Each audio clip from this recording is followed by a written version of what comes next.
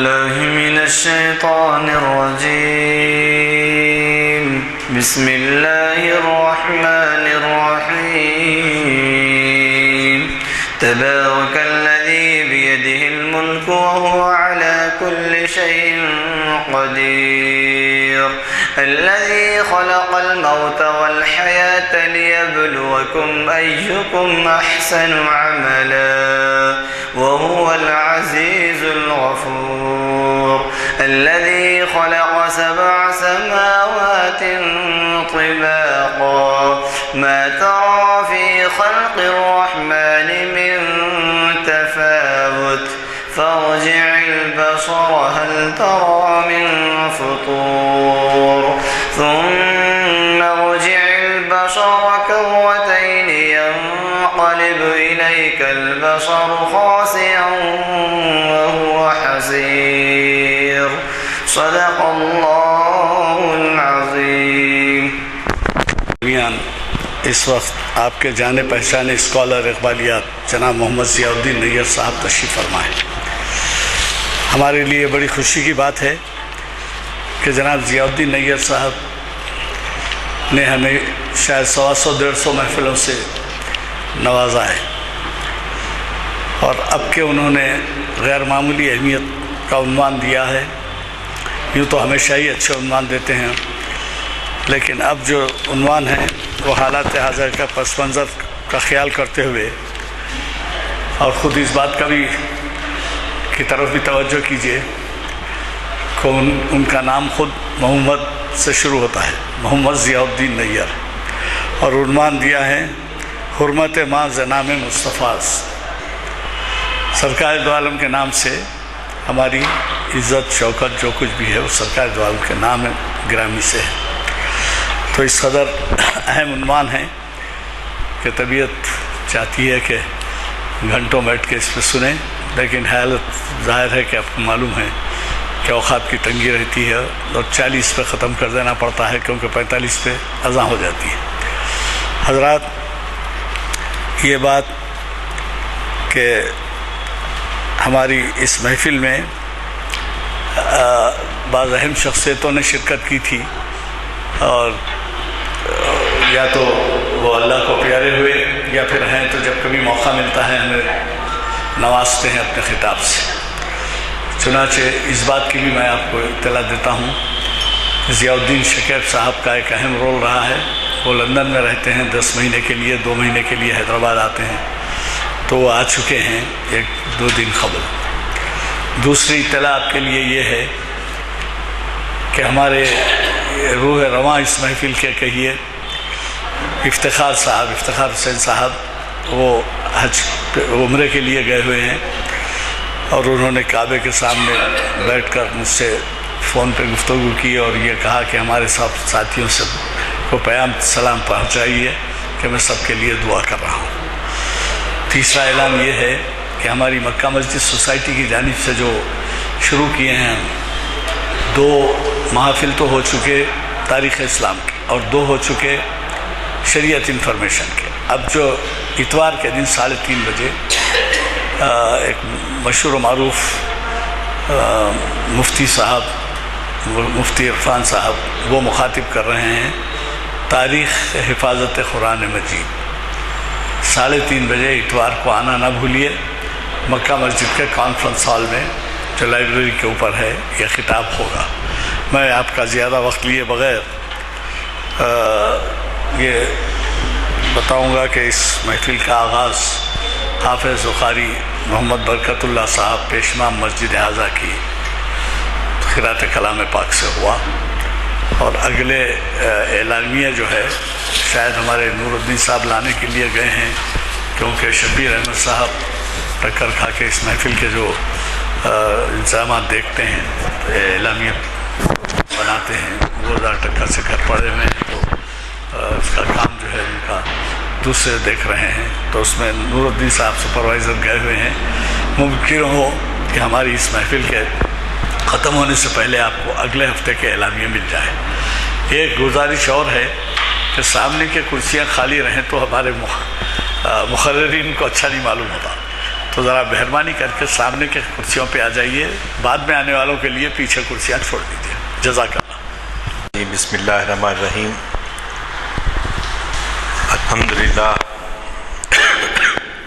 الحمد للہ نحمده ونستعینه ونستغفره ونؤمن به ونتوکل علیہ ونعوذ باللہ من شرور انفسنا ومن سیئات اعمالنا من يهده الله فلا مضل له ومن يضلل فلا هادي له ونشهد ان لا اله الا الله وحده لا شريك له ونشهد ان محمدا عبده ورسوله. اما بعد. محترم عالی جناب غلام یزدانی صاحب، سینئر ایڈوکیٹ، کنوینر محافل، محترم ڈاکٹر شمشاد حسین صاحب، بزرگوں اور دوستوں، السلام علیکم ورحمۃ اللہ وبرکاتہ. آج کی گفتگو کا جو عنوان ہے آبرو ما زنام مصطفیٰ است. اصل میں یہ دوسرا مصرع ہے. پہلا مصرع تو وہ ہے در دل مسلم مقام مصطفیٰ است. در دل مسلم مقام مصطفیٰ است، آبرو ما زنام مصطفیٰ است. جیسا کہ آپ جانتے ہیں علامہ اقبال نہ صرف اردو کے شاعر ہیں بلکہ فارسی کے بھی، اور فارسی کلام ان کا 6.5 کتابوں میں ہے اور اردو کلام 3.5 کتابوں میں ہے. ارمغان حجاز اردو اور فارسی دونوں میں ہے. اب یہ آپ جانتے ہیں کہ علامہ اقبال یہ گفتگو بہت چلتی رہی، شاعر ہیں یا مفکر ہیں. بڑی بحثیں ہوئیں اس پہ کہ وہ شاعر کم ہیں، فلسفی زیادہ ہیں، یا فلسفی کم ہیں، شاعر زیادہ ہیں. یہ مباحث لوگوں میں چلتے رہے. ویسے خود اقبال نے تردید کی کہ وہ اپنے آپ کو شاعر کہلانا پسند نہیں کرتے تھے. چنانچہ جب حیدرآباد میں آئے پہلی مرتبہ تو مہاراجہ کرشن پرساد وزیر اعظم تھے، صدر المہام، تو ان کے پاس گھر پہ دعوت ہوئی اقبال کی. دعوت میں اور زعماء، علماء، شعراء، ظاہر ہے وہ زمانے کا رواج اور آج بھی ہوتا ہے، تو سب مدعو تھے. مشاعرہ چلا، مگر کسی اصرار کے باوجود اقبال نے اپنا کلام نہیں سنایا. وہ ایز اے شاعر کہلائے جانا پسند نہیں کرتے تھے، بلکہ ایک زمانہ تو یہ آیا انگلینڈ میں جب تھے وہ کہ وہ شاعری کو ترک کرنے کا فیصلہ کر لیے تھے. شاعری کو ترک کرنے کا فیصلہ کر لیے تو ان کے دوست بیرسٹر عبد القادر جو ہیں انہوں نے علامہ اقبال سے خواہش کی، اور پھر ان کا مشورہ آرنلڈ جو ان کے استاد بھی تھے ان کا مشورہ رہا کہ اقبال جو ہے شاعری ترک نہ کریں اور شاعری کا سلسلہ جاری رہے. تو بہرحال ان سب کے پیچھے جو اہم جذبہ، وہ شاعر ہوں یا نہ ہوں، یا وہ کہلانا چاہتے تھے نہیں کہلوائے، لیکن یہ بات ہے کہ بحث شاعر بھی دنیا میں بہت کم دوسری زبانوں کے شاعر کوئی ہو تو ہوں. اتنا لکھا گیا ہے، اتنا پڑھا جاتا ہے، اتنا بولا جاتا ہے اقبال پر کہ 20ویں صدی کے شعراء اردو میں ان کا نمبر 1 مقام ہے. غالب 19ویں صدی کے شاعر تھے اور اقبال جو ہے 20ویں صدی کے شاعر. 18ویں صدی کے شاعر میر تقی میر سمجھے جاتے ہیں. لیکن ان کے کلام میں یہ بات تو ہے اپنی جگہ کہ فکر، لوگوں کو دعوت فکر. بہت جلد انہوں نے وہ شاعری جو حضرت داغ سے شاگردی کی وجہ سے وہ جو زبان، کیونکہ ان کی مادری زبان نہیں تھی اردو، ان کی زبان مادری زبان تو پنجابی تھی، تو اپنے آپ کو اہل زبان نہیں سمجھتے تھے وہ. تو چنانچہ انہوں نے اردو لب و لہجے کے لیے اردو شاعری کے اسرار و رموز سے واقف ہونے کے لیے داغ کی شاگردی قبول کی، اور حضرت داغ اس زمانے میں حیدرآباد میں بھی آ گئے تھے جی، اور یہاں نامپلی کی درگاہ یوسفین میں وہ مدفون ہیں، یہیں ان کا انتقال ہوا، یہیں تدفین ہوئی۔ ہم اور محترم غلام دانی صاحب، ضیاء الدین شکیب صاحب، ڈاکٹر شمشاد صاحب، ہم لوگ ان کی قبر پر بھی گئے تھے ان کی یاد کے سلسلے میں۔ ان تمہیدی گفتگو کے بعد جو چیز میں کہنا چاہتا ہوں وہ یہ ہے کہ اقبال شاعر تھے، فلسفی تھے، جو کچھ تھے، لیکن وہ قرآن مجید اور رسول اکرم صلی اللہ علیہ وسلم کے بڑے چاہنے والے، بڑی محبت کرنے والے، بے مثل۔ جب بھی فقیر وحید الدین صاحب ان کے ایک دوست تھے، وہ لندن جا کے جب اقبال لوٹے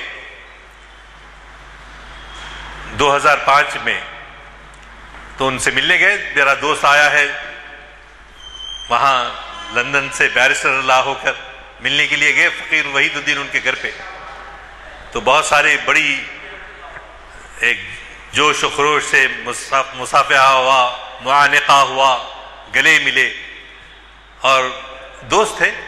تو انہوں نے کہا کہ آپ جو ہے جرمنی گئے، ولایت گئے، فلسطین گئے، مصر گئے، لیکن کاش کہ آپ واپسی میں جو ہے حجاز بھی جا کر آ جاتے، مکہ اور مدینہ بھی جا کر آ جاتے۔ تو یہ کہنا تھا کہ اندر سے امٹ کر جوش ان کا، آنسوؤں کا ایک سیلاب تھا کہ ٹپک رہے تھے آنسو، اور بہت ہی اس میں کہ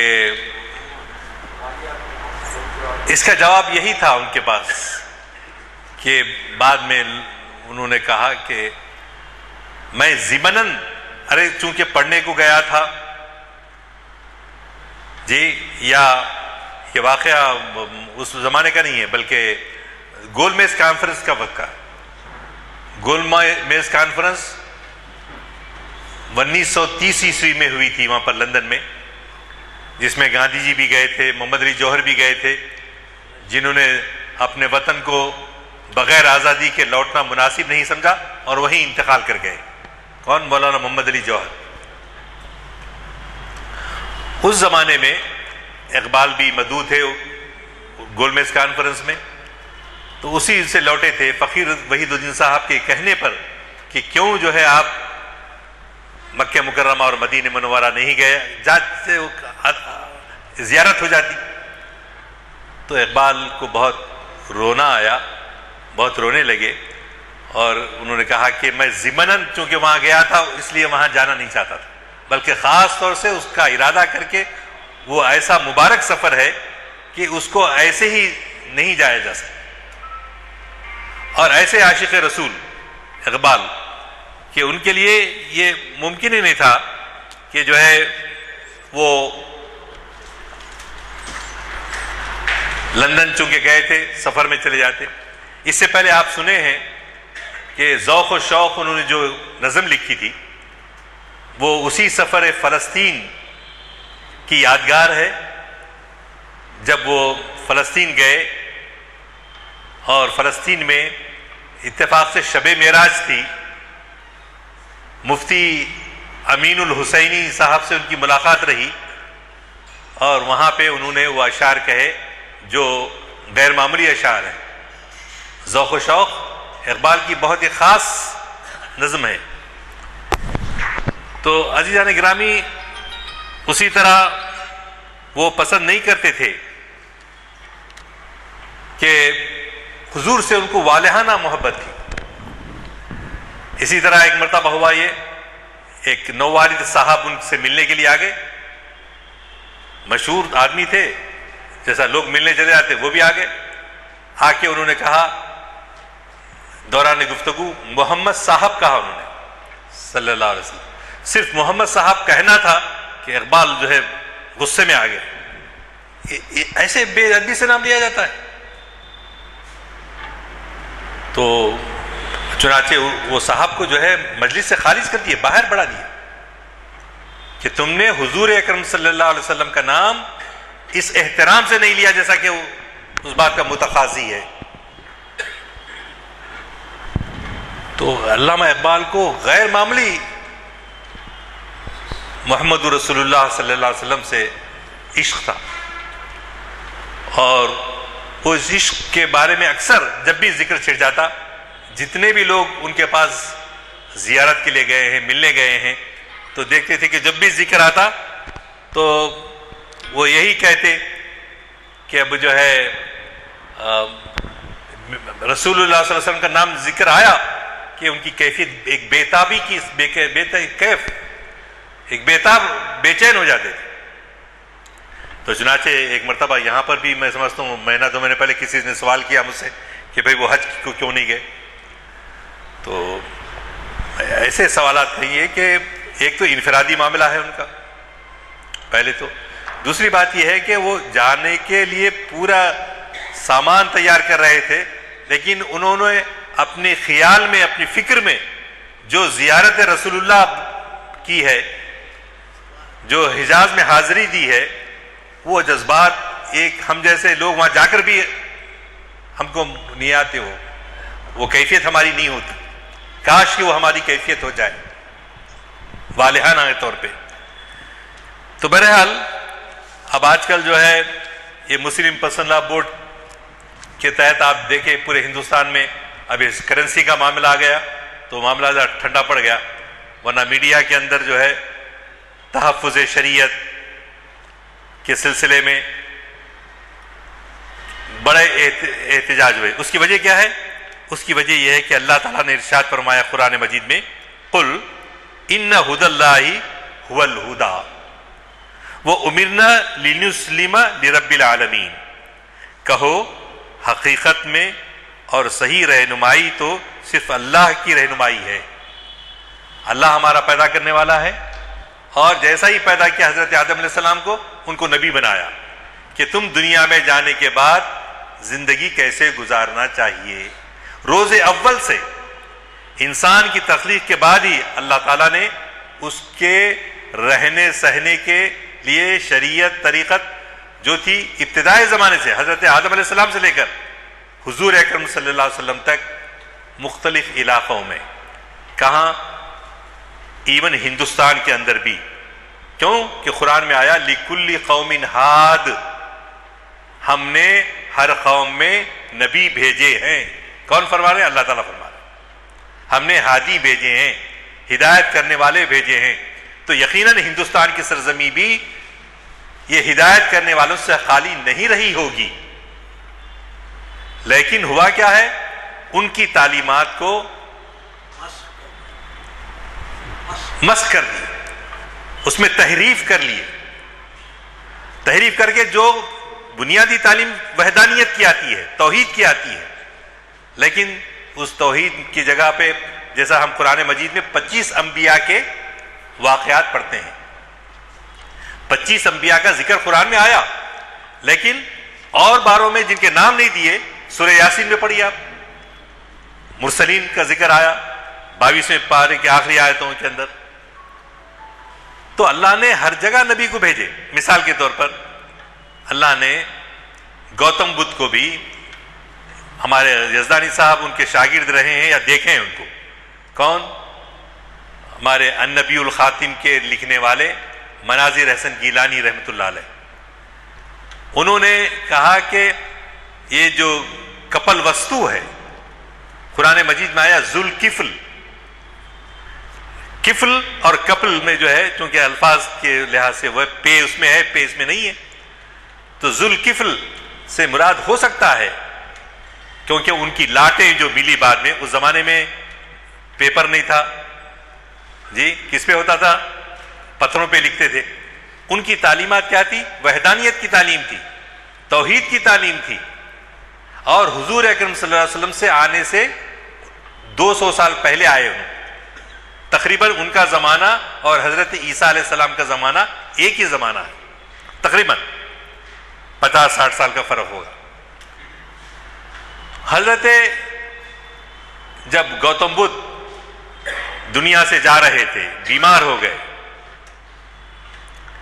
اور ان کا شاگرد، ان کا مرید خاص ان کے پیر دباتے ہوئے پوچھا، اے بدھا، اب آپ تو جا رہے ہیں، اب اس دنیا کا کیا ہوگا؟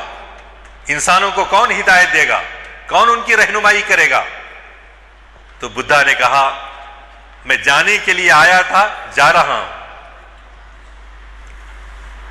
لیکن ایک آئے گا، ہمیشہ کے لیے آئے گا، اور اس کا نام تیریا ہوگا. تیریا اس زمانے میں اگر زبان کا ترجمہ کیے تو تیریا کے معنی کیا ہے؟ رحمت للعالمین صلی اللہ علیہ وسلم. آنے والا آئے گا، ہمیشہ کے لیے آئے گا. کیوں؟ اس کے بعد کوئی اور نبی آنے والا نہیں، اور اس کی تعلیمات ہمیشہ ہمیشہ کے لیے، خاتم النبیین ہے، وہ آخرت تک کے لیے ہے. اس لیے ہم کیا ہے؟ محمدن عبدہ و رسول، آخری نبی تسلیم کرنا ضروری ہے. اور اللہ نے نہ صرف یہ بھیجا بلکہ اس گارنٹی کے ساتھ بھیجا کہ پہلی جو کتابیں ہوتی تھیں اس میں تبدیلیاں ہوئیں، تحریفیں ہوئیں، لیکن اس کی ذمہ داری میں لیتا ہوں. کون؟ اللہ تعالیٰ فرما رہے ہیں، نحنو نزلنا الذکر وإنا لہ لحافظون. ہم نے اس ذکر کو نازل کیا، اس کتاب کو نازل کیا، اور ہم ہی جو ہے اس کی حفاظت کرنے والے ہیں. اس میں زیر زبر کا بھی فرق نہیں آیا. ہاں، نمبر آف آیات پہ ڈیفرنس ہے.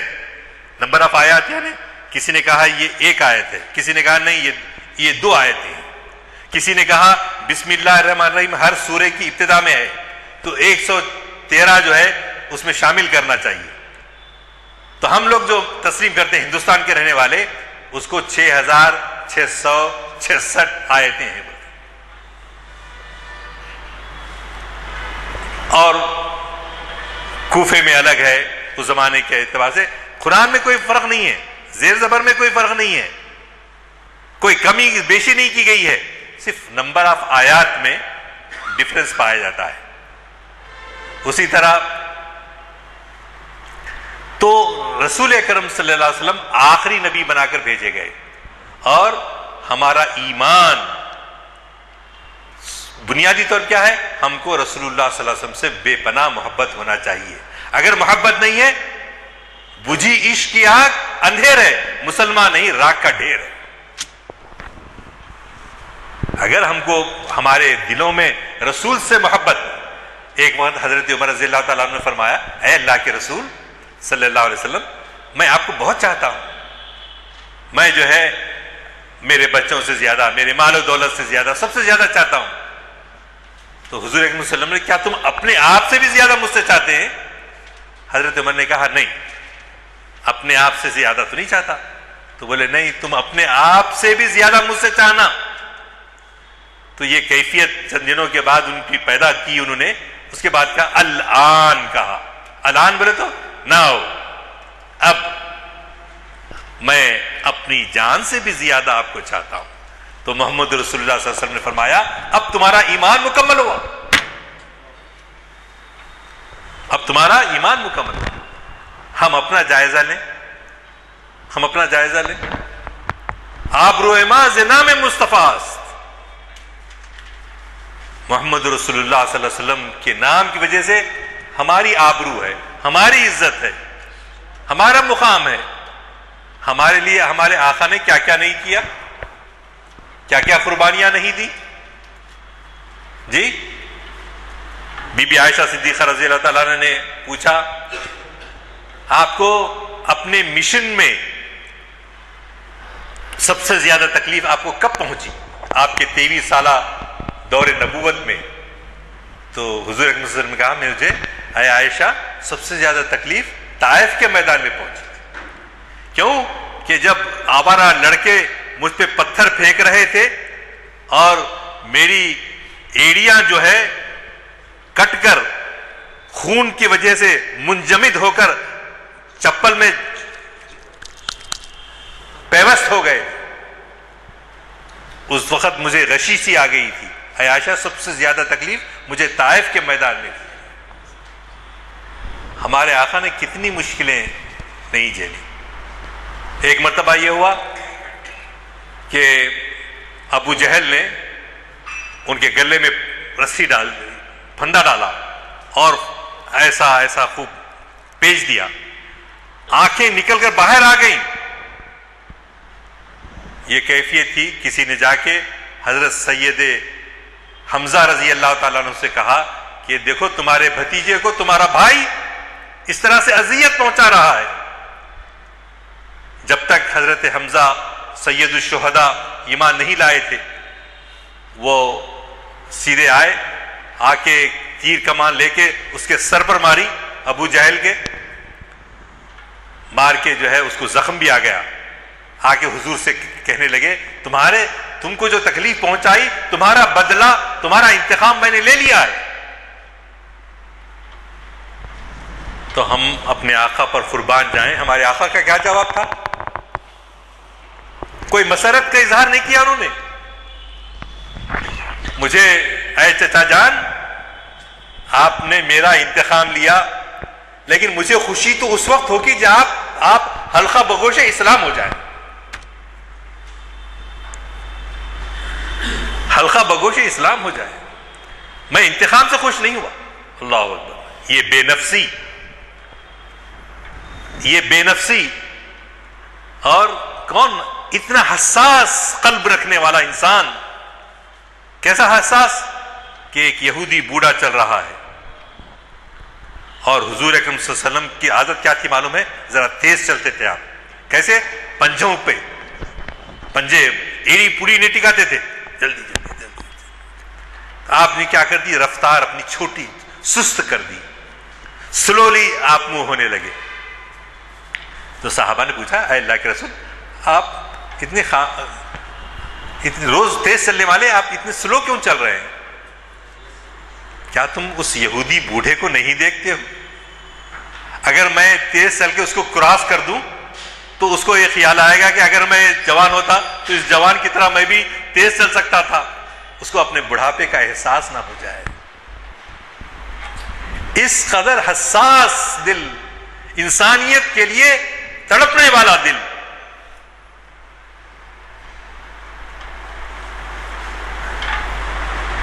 تو برادران عزیز، ہمارے آقا رسول اللہ صلی اللہ علیہ وسلم نے اور ان کے صحابہ نے دونوں کس قدر قربانیاں ہم سب کو کسے آگ سے بچانے کے لیے، دوزخ کی آگ سے بچانے کے لیے اور دنیا میں شر و فساد کو مٹانے کے لیے آپ محمد رسول اللہ صلی اللہ علیہ وسلم قرآن کی شہادت کے ساتھ آئے.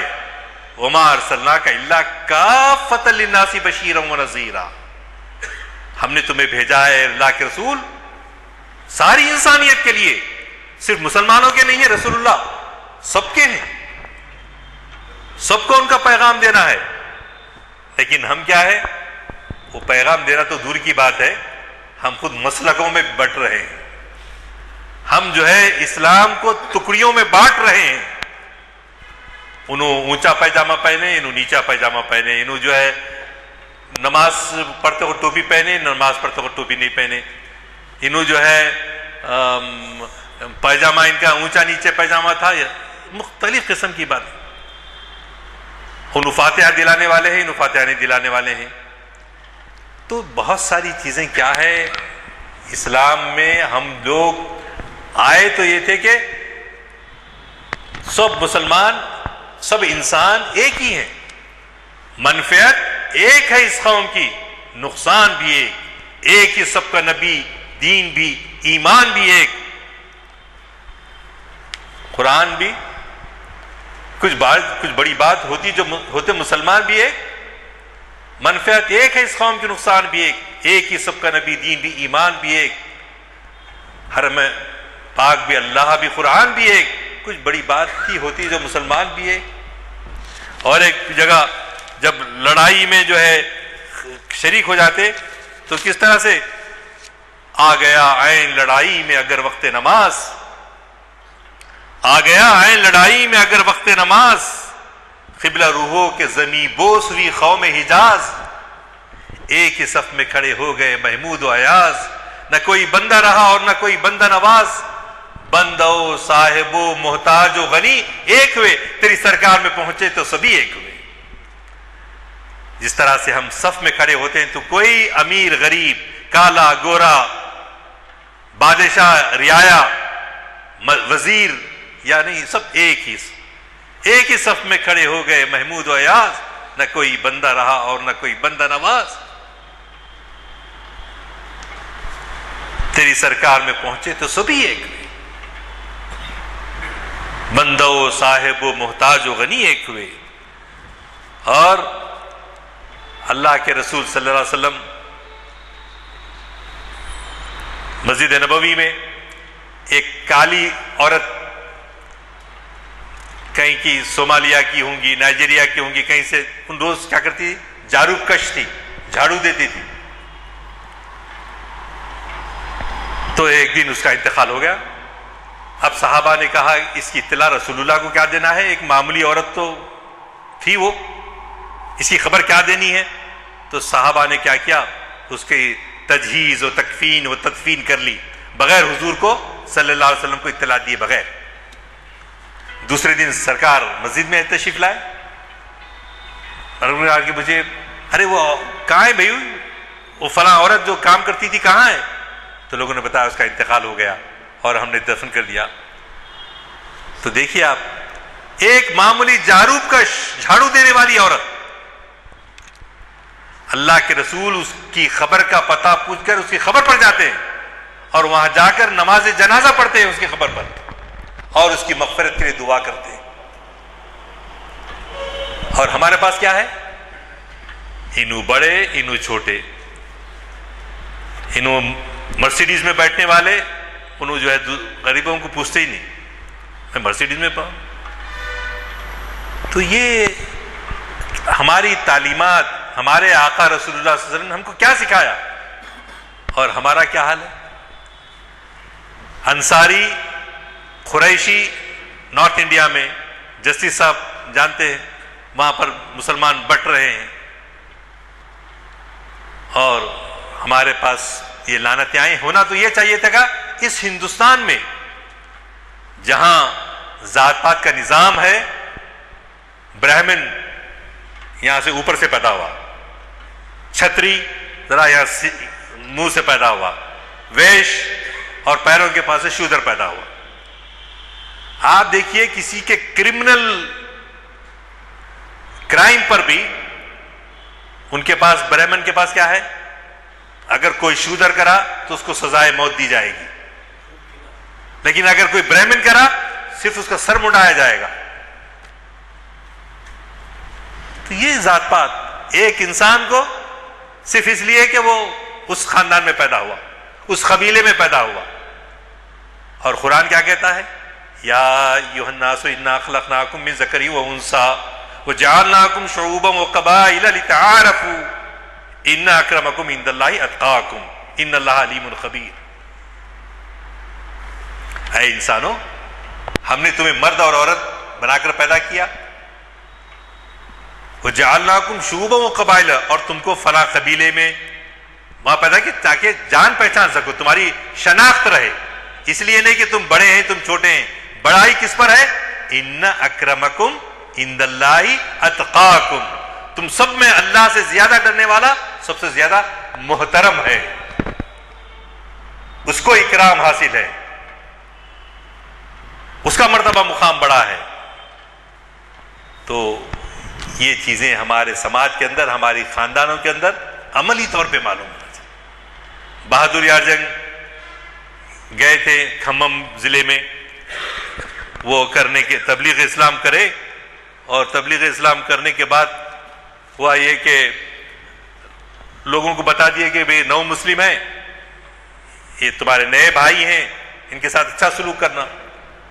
مگر بعد میں شکایت آئی کہ وہ لوگ اپنے ساتھ نہیں بٹھاتے، اپنے گلاس میں پانی پینے نہیں دیتے۔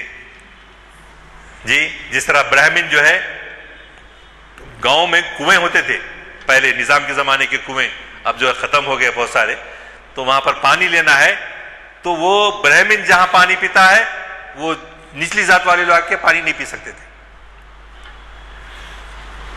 تو یہ بہادر اعظم کے زمانے میں ہوا، 9 مسلموں کے ساتھ کیا تو انہوں گئے جا کے کسی کے مکان میں نہیں ٹھہرے، ڈاک بنگلے میں نہیں ٹھہرے، ایک ٹینٹ لگائے گاؤں کے پاس بس اسٹینڈ کے اوپر ٹینٹ لگا کے ٹھہر گئے. کیوں؟ ناراضگی کا اظہار کیا انہوں نے کہ ہمارے مسلمان 9 مسلموں کے ساتھ اچھا سلوک نہیں کرتے. پھر لوگ آ کے منت کیے، سماجت کیے، کرنے کے بعد بولے اچھا آپ کا کیا حکم ہے؟ تو بولے پکاؤ، بریانی پکاؤ. پکا کے ادھر 9 مسلموں کو بٹھائے، ادھر مسلمانوں کو بٹھائے. انہوں پلیٹ ایک رکھے، ان کی پھر سامنے پلیٹ رکھے، ان کا کھانا ملایا ہوا ان کو دیے، ان کا ملایا ہوا کھانا ان کو دیے. تو بولے اس طرح سے آپس میں مل جل کے رہتے، کوئی حقیر نہیں ہوتا. تو یہ اسلام کی تعلیمات کو بہادر اعظم نے عملی طور پہ حیدرآباد میں برت کر بتایا. تو برادران عزیز، اسی طرح حضور اکرم صلی اللہ علیہ وسلم کے زمانے میں مساوات کون ہے؟ تو حضرت سلمان فارسی سے پوچھا کہ آپ کس کے بیٹے ہیں، آپ کس قبیلے کے ہیں؟ تو انہوں نے کیا کہا؟ سلمان ابن اسلام، میں اسلام کا بیٹا ہوں، میں اور کسی ان کا نہیں، اسلام کا بیٹا ہوں. آپ اندازہ لگائیے کیسا معاشرہ عرب کا تھا، یعنی خاندانی وجاہت. ابھی ہمارے پاس بھی ہوتا نا، وہ فلاں خاندان کے ہیں، فلاں خاندان کے ہیں، سادات ہیں. تو ان کے زمانے میں بھی ایسی کون تھے؟ غلام تھے لوگ. کہاں سے آئے تھے؟ اکثر افریقہ سے آئے تھے، جس میں بلال حبشی ہیں. بلال حبشی کی اذان سنے ہوں گے آپ، ان کی بلال حبشی کی قوالی سنے ہوں گے کہ بلال حبشی کا کہ انداز قوالی جو تھی. اسی طرح بلال حبشی کے علاوہ صہیب رومی کیا تھے؟ غلام تھے. آپ کو سن کر تعجب ہوگا، یا جاننے والے جانتے ہیں کہ حضرت عمر فاروق رضی اللہ تعالیٰ عنہ کا انتقال ہوا تو ان کی نماز جنازہ کون پڑھائے؟ کوئی ہاشمی نہیں پڑھایا، کوئی قریشی نہیں پڑھایا، حضرت صہیب رومی پڑھائے جو غلام تھے.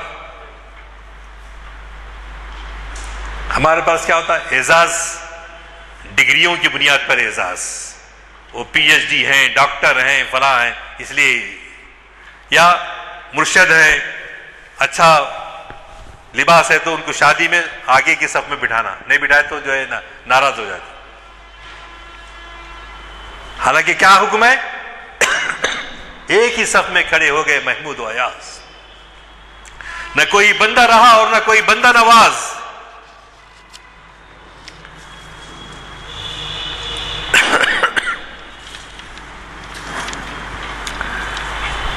ایک مشہور غزل میں اقبال کی آپ یہ مصرع سنے ہوں گے: عشق بھی ہو حجاب میں، حسن بھی ہو حجاب میں، عشق بھی ہو حجاب میں، حسن بھی ہو حجاب میں، یا آپ آشکار ہو یا مجھے آشکار کر. کیا مطلب ہے اس کا؟ اگر عشق بھی پوشیدہ ہے اور حسن بھی حجاب میں ہے، پوشیدہ ہے، تو اقبال جو ہے اپنے محبوب سے مخاطب ہو کر کہہ رہے ہیں، ان کا محبوب کون ہے؟ اللہ تعالیٰ ہے. اللہ کو مخاطب کرتے ہوئے کہہ رہے ہیں کہ اے اللہ، آپ کو میں دیکھنا چاہتا ہوں اپنی آنکھ سے، میں دیکھ نہیں سکتا ہوں. آپ ہماری آنکھوں سے کیا ہے؟ پوشیدہ ہے، حجاب میں ہے، اور ہماری تڑپ جو ہے وہ بھی ہمارے دلوں کے اندر ہے. اب اتنا میں تڑپ رہا ہوں کہ مجھے یا تو ظاہر کرنے دے یا تو ظاہر ہو جا. اسی کو دوسری جگہ اقبال نے کہا: وَرَفَعْنَا لَكَ ذِكْرَكَ.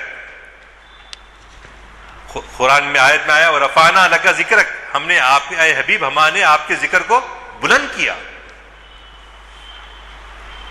ہو نہ یہ پھول تو بلبل کا ترنم بھی نہ ہو، چمن دہر میں کلیوں کا تبسم بھی نہ ہو، یہ نہ ساقی ہو تو پھر میں بھی نہ ہو، خم بھی نہ ہو، بزم توحید بھی دنیا میں نہ ہو تم بھی نہ ہو. چشم اقوام یہ نظارہ ابد تک دیکھے. وہ رفعت شان رفعنا لک ذکرک دیکھے. اللہ کے رسول کا مرتبہ اللہ نے کتنا بلند کیا. وہ رفعنا لک ذکرک، اے حبیب ہم نے آپ کے ذکر کو بلند کیا. آج کتنی نمازوں سے اشہد ان محمد رسول اللہ 5 وقت نمازوں میں ہوتا ہے. کس کا نام لیا جا رہا ہے؟ اللہ نے کس کے نام کو بلند کیا؟ اپنے حبیب پاک محمد مصطفیٰ صلی اللہ علیہ وسلم کے نام کو، نام گرامی. کتنے لوگ ہیں ابھی خاموشی سے درود پڑھتے ہیں، خاموشی سے ہر جگہ ان کا نام. اللہ تعالیٰ ان کے نام کو بلند کیے. اور ہمارے لیے کیا حکم آیا؟ ہمارے لیے حکم آیا البخیل من ذکرت عندہ فلم یصلی علیہ. بخیل آدمی وہ ہے، ہم بخیل کس کو بولتے ہیں؟ جو پیسے نہیں خرچتا، اس کو بخیل بولتے. لیکن حدیث میں کیا آیا؟ البخیل من ذکرت عندہ فلم یصلی علیہ، کہ بخیل وہ ہے جس کے سامنے حضور اکرم صلی اللہ علیہ وسلم کا نام لیا جائے اور درود نہ پڑے.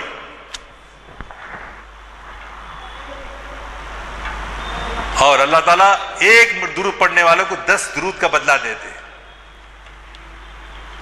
تو درود شریف کی کثرت سے ہم کو پڑھنا چاہیے. صاف ستھری جگہ پر پڑھنا چاہیے. آپ پڑھ کر دیکھیے پھر دل کی کیا کیفیت ہوتی ہے. دل کی کیا کیفیت ہوتی ہے؟ بے حساب. کیوں؟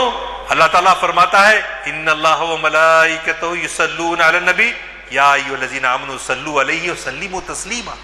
اللہم صلی علی سیدنا.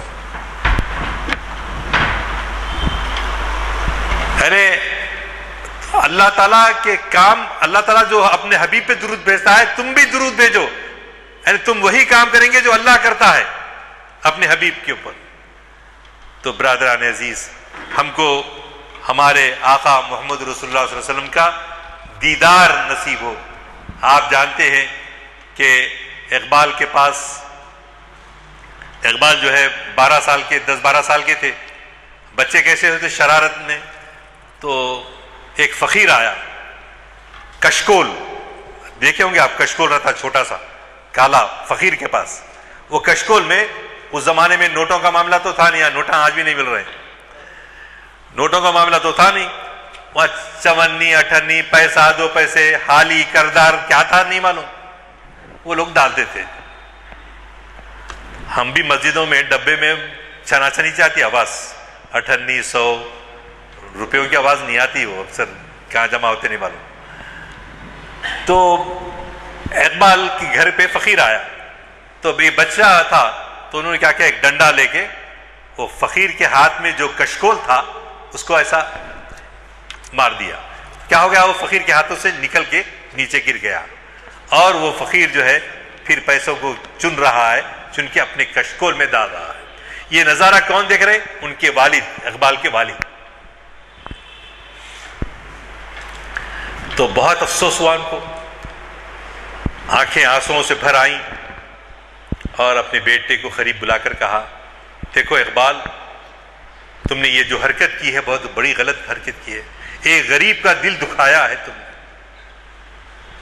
قیامت کے روز جب میں اپنے آقا کے سامنے پیش ہوں گا، محمد رسول اللہ کے سامنے، اور مجھ سے پوچھا جائے گا کہ تم نے اپنے بیٹے اقبال کی کیا تربیت کی تھی کہ ایک غریب کا دل دکھایا تھا، تو میں کیا جواب دے سکوں گا؟ آپ دیکھیے کس انداز سے اس زمانے کے لوگ اپنے بچوں کی تربیت کرتے تھے، ان کو کیسے رہنا چاہیے سکھایا جاتا تھا. تو بہت سارے ایسے واقعات ہیں، اور وقت بھی اجازت نہیں دیتا کہ میں اور تفصیل میں جاؤں. بہرحال ہماری تمنا یہی ہے، ہمارے دلوں میں حضور اکرم صلی اللہ علیہ وسلم کا سچا عشق، سچی محبت اللہ تعالیٰ ہمارے ڈالوں میں ڈالے، اور ہم کو حضور اکرم صلی اللہ علیہ وسلم کی شفاعت نصیب فرمائے. اور جو لوگ حضور کی شان میں گستاخی کرتے ہیں، اللہ تعالیٰ ان کو نیک ہدایت دے. اس کے سوا میں کیا عرض کرتا ہوں، وآخر دعوانا ان الحمد للہ رب العالمین. کتنی ہماری نادانیاں ہمارے آنکھوں کے سامنے آئیں، یہ خوشی کی بات ہے کہ آج کے مخرج صاحب ہمیں ہمیشہ کافی گہرائیوں میں لے جاتے ہیں اور دلچسپ عنوانات دیتے ہیں اور عنوانات کے تحت ہمیں مخاطب کرتے ہیں۔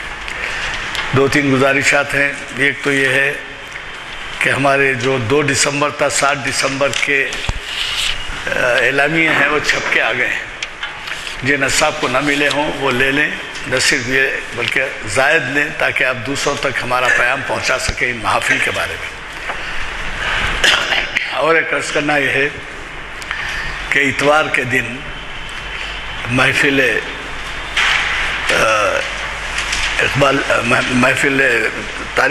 محفل شریعت ہے، محفل تاریخ اسلام ہے مکہ مسجد میں، اور وہ جو ہے 3:30 بجے ہے اتوار کے دن۔ مجھے قوی توقع ہے کہ آپ خود تشریف لائیں گے، اور خصوصاً ایسے نوجوانوں کو جو پرانے شہر میں آباد ہیں اور یہاں آنے میں دقت محسوس کرتے ہیں اور جن کے لیے وہاں یہ سہولت پہنچائی جا رہی ہے، وہ شرکت کریں گے۔ اس کو مخاطب کرنے والوں میں مفتی عرفان صاحب ہیں جو صفا بیت المال سے متعلق ہیں، اور انہوں نے بڑا ہی اہم عنوان دیا ہے، اور عنوان یہ ہے کہ تاریخ حفاظت قرآن۔ مجھے قوی توقع ہے کہ آپ کچھ نہ کچھ وقت نکالیں گے اور اس میں شرکت فرمائیں گے۔ میں نے جیسے عرض کیا کہ ان محافل کا زیادہ مقصد یہ ہے کہ نوجوانوں میں شعور پیدا کیا جائے، کیونکہ وہ آج کل کرکٹ، ٹی وی اور ایسی تمام چیزوں میں ہیں، اور ان کو بنیادی تعلیم نہیں ہوئی ہے جو اعلیٰ حضرت حضور نظام کے زمانے میں تھی دینیات، اور اس کی وجہ سے وہ بھٹکے ہوئے ہیں۔ اور آپ کسی دن کا بھی اخبار اٹھا کے دیکھ لیجئے، اس میں ہمارے مسلم نوجوان جو ہیں جرائم میں مبتلا ہیں، اور اس کے لیے جب تک کہ آپ توجہ نہ کریں، آپ تو آتے ہیں، آپ شرکت فرماتے ہیں، لیکن کوشش اس بات کی کیجئے کہ نوجوانوں کو بھی لے آئیں۔ مدارس سے آپ کا تعلق ہے، وہاں کے جو مدرسے کے اساتذہ ہیں ان سے تعلق ہے، ان کو مشورہ دیجئے کہ وہ آئیں۔ اور ہم 2 ہی محافل رکھ رہے ہیں، ایک تو تاریخ اسلام ہے اور دوسرا شریعت انفارمیشن۔ پہلے ہفتے میں یعنی میں مکہ مسجد کا ذکر کر رہا ہوں، مکہ مسجد محفل سوسائٹی ہے، اور اس میں بینک کا اکاؤنٹ بھی ہے، وہ بھی کھول دیا گیا ہے۔ جو حضرات اس میں یعنی کچھ تعاون کرنا چاہتے ہیں اس میں شریک تعاون کر سکتے ہیں۔ مجھے قوی توقع ہے کہ آپ اس میں توجہ فرمائیں گے۔ چونکہ دعا ہو چکی ہے، محفل برخاست کی جاتی ہے۔